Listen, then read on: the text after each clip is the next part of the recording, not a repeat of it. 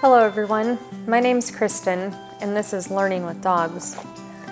Today, Emmy and I are going to go over how to get your puppy to pay more attention to you in a polite way. So what we're going to do, Emmy is very excited to do training right now, and in her excitement here, she has been trying to climb up on me. So I have some treats in my hand and I'm going to hold my hand perfectly still. I'm going to wait for her to sit and look at me. So she's climbing up on me and that's not giving her anything at all. I'm just completely ignoring that behavior. Here she's gone over. If you do have a treat bag on, make sure that your puppy cannot access the treats in that treat bag because that will make it a lot more difficult for them to pay attention to you because they can go get treats on their own.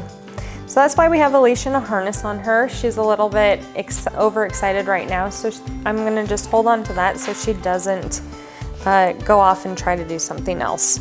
I'm keeping her on a nice short leash so that she has a smaller area to get distracted by. So I get her attention here, I show her I have the treat, and I just wait. I'm not letting her eat the treat right now. I'm keeping it pinched off in my fingers so that she can't access it. And I'm waiting for her to choose a sit. So as soon as she chooses the sit, then I will reward her. All this other behavior, I completely ignore.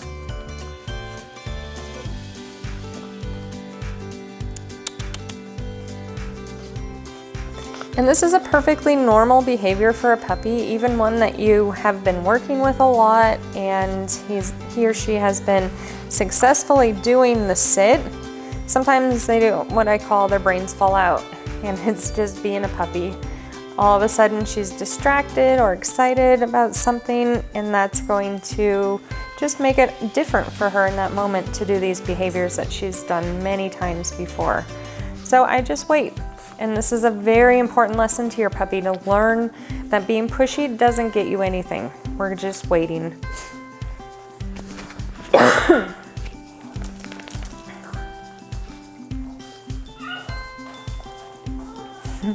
So if you notice, she just scratched her belly there. When they scratch their belly like that, it often means that they're feeling a little bit kind of stressed out. And she's not stressed in a way that she's overly worried about anything, but what she's telling me is that she's not understanding what I'm trying to ask of her in this game. So she's trying things, she's trying to climb on me, but she's not understanding what I'm wanting of her yet.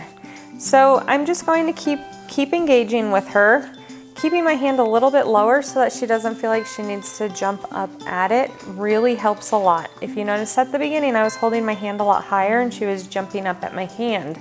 Now I'm holding my hand lower and it's keeping her lower to me, but she still hasn't chosen to sit. So I'm not letting her eat any of these treats, and it's just making her frustrated. So she tells me that she's frustrated by doing things like scratching herself all of a sudden. So I'm just gently pushing her back off me right now to help her a little bit faster through this process. Emmy, hey Emmy, here you go, you little one.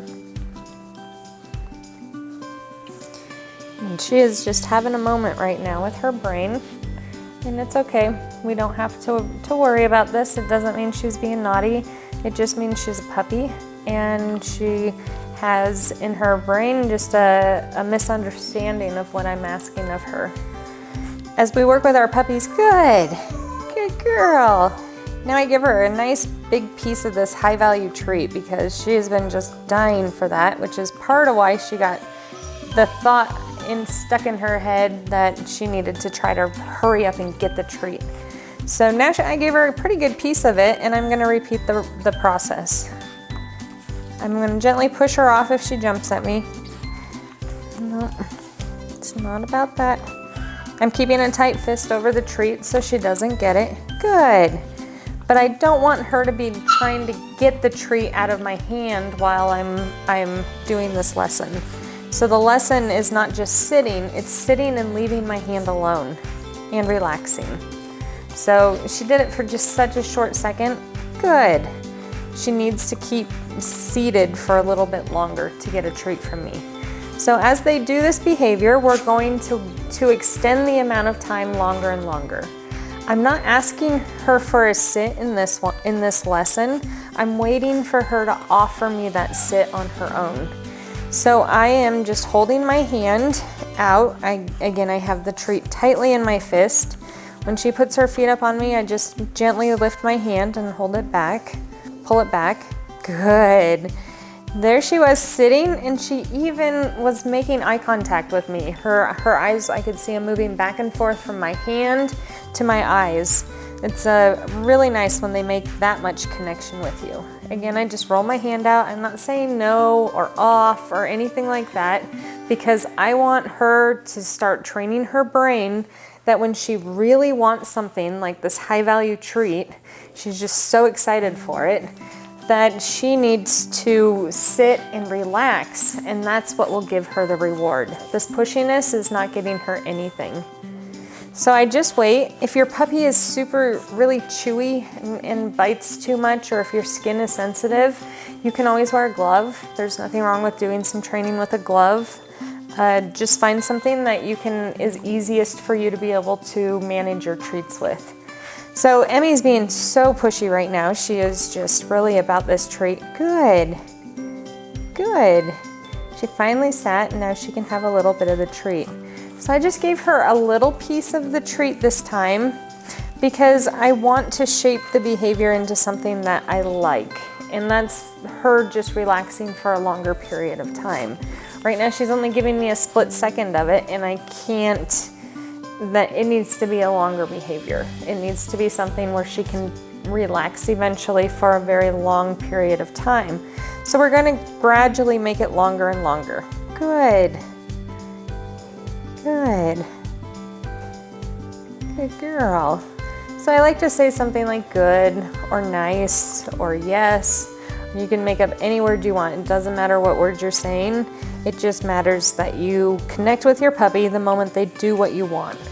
So here I didn't say nice or good to her, so she thought maybe I need to do something else. So when she offers me the behavior of the sit, it's very important that I connect with her immediately and acknowledge that she's doing the right thing. So watch the difference here. She got frustrated because I didn't reward her a few seconds ago for that sit. So now we're going to give her a chance to do it again. And when she does, I will acknowledge it. Not with the treat immediately, but with the word. So I'm just holding her back a little bit so she doesn't jump on me. It's good. Good. She sat, I connected, we made eye contact. Good. I'm keeping my hand really close so that her butt stays in the sit. If she gets up, I gently push my hand towards her nose a little bit, and I'm just holding her in the sit for a second. I want her to remember that the sit is really the magic spot to get lots of treats. Good. Good girl. Okay. Good girl. I like to start teaching them the okay at the end so that she can learn that this behavior has a finite amount of time. So she will hear the word sit eventually, or sit and be relaxed eventually for an infinite amount of time until we say okay at the end. So she's not making the decisions always when it's time to get up. In this behavior, we're not asking for a sit because I want her to get into that excited state and say, what should I do to get what I really, really want to do? And what she needs to do to get that is sit. So as we're working with our puppies and you're walking around your house, I highly recommend that you wear your treat bag. Or if you don't want to wear your treat bag, you can have little cups of treats around your house. But I highly recommend that you have the opportunity to reward your puppy all throughout your house. So if you have your treat bag on you, you can reach in. If your puppy comes up to you and just sits and looks at you, that's the moment to engage with your puppy, to talk to your puppy. So that's the real life application of what the lesson that we're teaching here. Your puppy sees you, they want something, whether it's a treat or a little scratch, what their first response is, well, I'm gonna just walk up and sit and look at them, and they'll react in the way that's appropriate. So you can kind of take the situation as it's happening and determine, does he just want a little scratch on the head, or does he need to go outside, or maybe he needs just a little snack, or maybe it's time for supper. So they'll come up, and depending on what they want to do, they will just sit and engage with you. So it's a great opportunity for your puppy to learn patience and to be polite in their engagements with you. Instead of jumping up and biting at you and being demanding for behaviors, here they just come up and politely sit, and you reward them throughout the day. So find your treat spots, whether you carry your treat bag around or you have little treat cups all throughout your house, because you want to really pay attention to those moments that your puppy does those calm behaviors. If we don't notice them early, the next thing your puppy does, just like with little Emmy here, when I missed that opportunity to say good and engage with her so she knew what she was doing, she started to get frustrated and offered other behaviors, and those other behaviors were jumping at me and biting at me. So if we can keep reinforcing for her that sitting is the behavior that gets what she wants, then she'll start offering that sit to me more and more. So go out with your puppies, reinforce that sit by just holding the treat and letting them have a lick of it as soon as they sit down. And then also reinforcing it whenever you see them naturally sitting and waiting for you. Those are the most important times, and the times that really help you connect with your puppy. It's amazing when they sit down and just look up at you, and you reach down and just give them a quick little pet, a little scratch on their face or on their shoulder or chest. It really connects, and that little tiny act really bonds you and your dog together.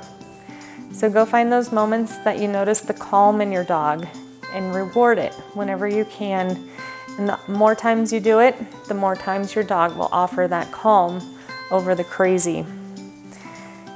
This is Learning with Dogs. Don't forget to subscribe, and I look forward to seeing you next time.